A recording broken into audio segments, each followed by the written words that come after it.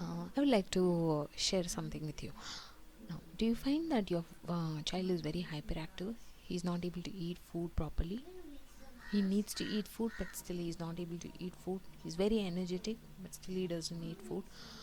He eats only what he likes to eat, maybe junk food or probably. And if you're giving him healthy food, he's not having it. Is that the scenario? It could be possible that the food that he had already eaten, maybe it was not agreeable to him. It may have been too spicy for him. It may have been a bit too salty for him, or it may have been a bit too hard for him to digest. Depending on the growth level of the organs responsible for digestion. Now, the small intestine is a significant organ involved in digestion. It is the organ that essentially does the absorption of the nutrients. So the nutrients that are in the food are getting absorbed by the small intestine in a big manner, and then it eventually goes to another cycle.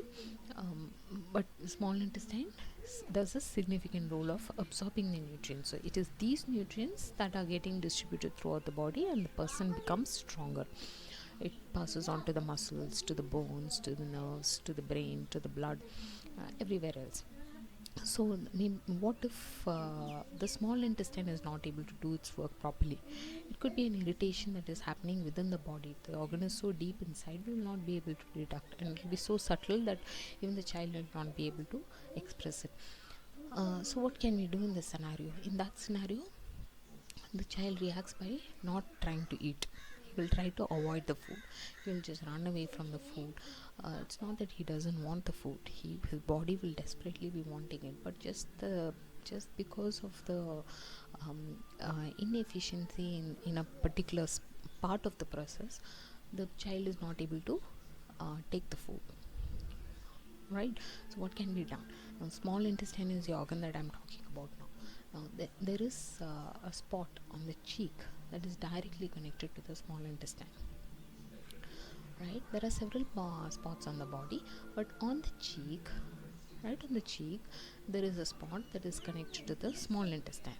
So what you can do for a child, the simplest way, the child is not eating, he's very irritated, he's very hyperactive, he's not responding to you, he's being dull for some reason, do one thing, just kiss him on the cheeks.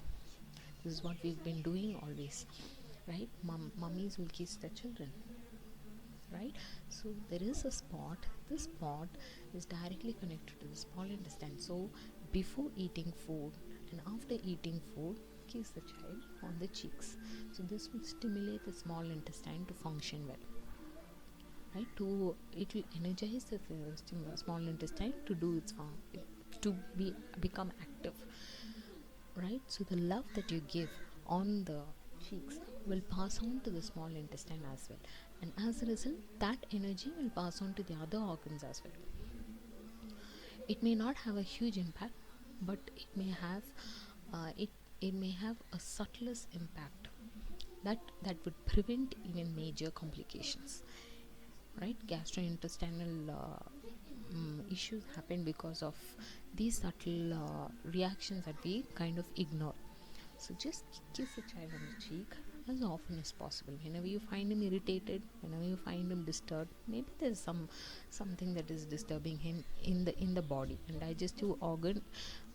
digestive system is a most significant part of the body, and it's the largest system in the body. It has several organs involved, so it is very important to take care of each of these organs. So for now, we've just looked at the small intestine. There are several other organs. So for the simplest reason, there are other parts of the body, but let's focus on just a subtle kiss on the cheek will pacify the child. Keep doing it often and you'll find the difference. We look at more organs and more spots in the body. So thank you.